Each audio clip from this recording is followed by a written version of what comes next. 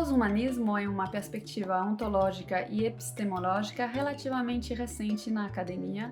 que pode ser rastreada até meados da década de 90, embora também tenha algumas origens no anti-humanismo de filósofos como Nietzsche, Spinoza, Foucault e Deleuze, só para citar alguns.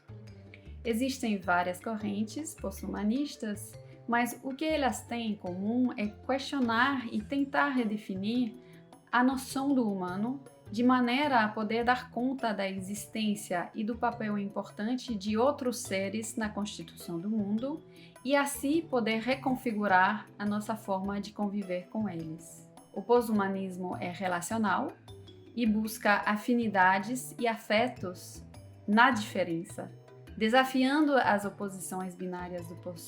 pensamento moderno, que separa o sujeito do objeto e a natureza da cultura, procurando revelar as múltiplas maneiras pelas quais o humano e o não-humano são mutuamente constituídos. O pós-humanismo questiona perspectivas essencialistas que representam o humano como identidade fixa, imutável e universal,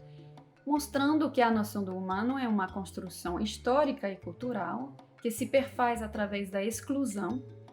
negando aos que não são considerados humanos o direito a ter direitos, para retomar as palavras de Hannah Arendt. Essa corrente também desafia o antropocentrismo, que coloca o humano no centro do universo, acima de todos os outros seres e como o único ser do reino animal dotado de razão. Esse excepcionalismo humano criou hierarquias entre diferentes seres vivos, levando ao chamado especismo, um tipo de discriminação que dá a uma espécie, no caso a humana, o direito de explorar, escravizar e matar outras espécies por considerá-las inferiores. O antropocentrismo, portanto, pode ser entendido como a supremacia da espécie humana. E, em vez disso, o pós-humanismo procura descentralizar e provincializar o ser humano como apenas um dentre muitos outros seres.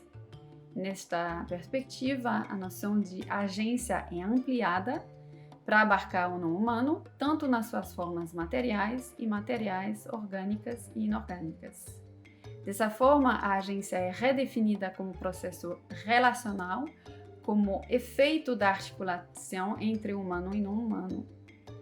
Essa redefinição de agência mostra como os não-humanos desempenham um papel crucial na concretização do mundo social. Essa crítica ao antropocentrismo e sua associação com o racismo, o androcentrismo e o eurocentrismo é vista como um passo necessário e urgente para enfrentar nossa crise ambiental global e todas as outras formas de violência que foram perpetradas em nome do humanismo.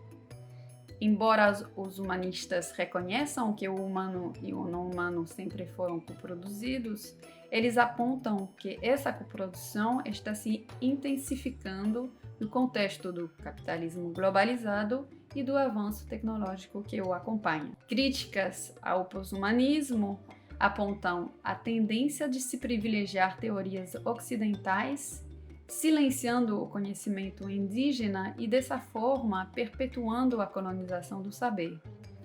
Também destacam algumas limitações dessa perspectiva para lidar com problemas de injustiça e relações de poder que dependem de noções centradas no humano. Como geógrafa do campo da ecologia política e no meu trabalho como pesquisadora de pós-doutorado no MESILA, estudei como as contribuições teóricas pós-humanistas podem ampliar nossa compreensão da convivialidade e desigualdade na América Latina, indo além de uma perspectiva estritamente centrada no ser humano.